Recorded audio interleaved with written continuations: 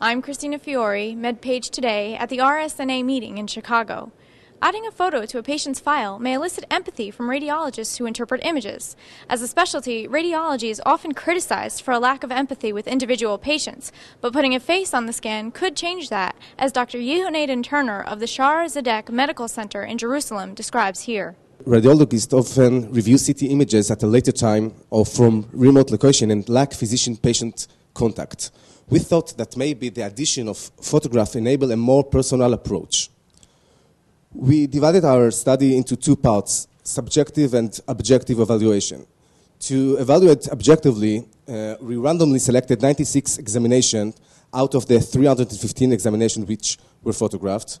6 attending radiologists participate in this part of the study.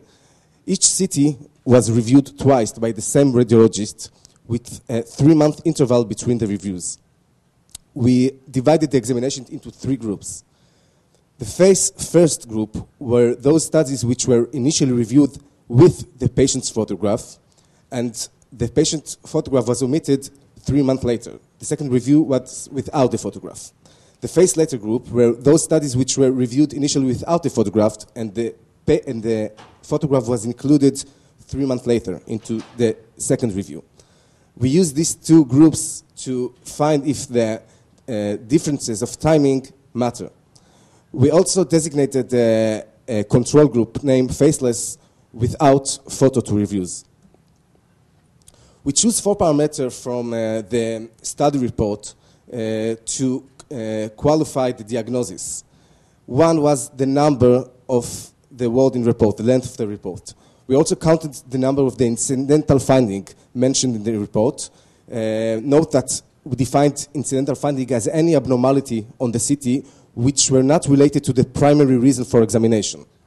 We also evaluate the presence or absence of a summary section and the presence or absence of a recommendation for care of management. Radiologists were also given a questionnaire to assess their personal feelings about seeing the photo and then making a diagnosis.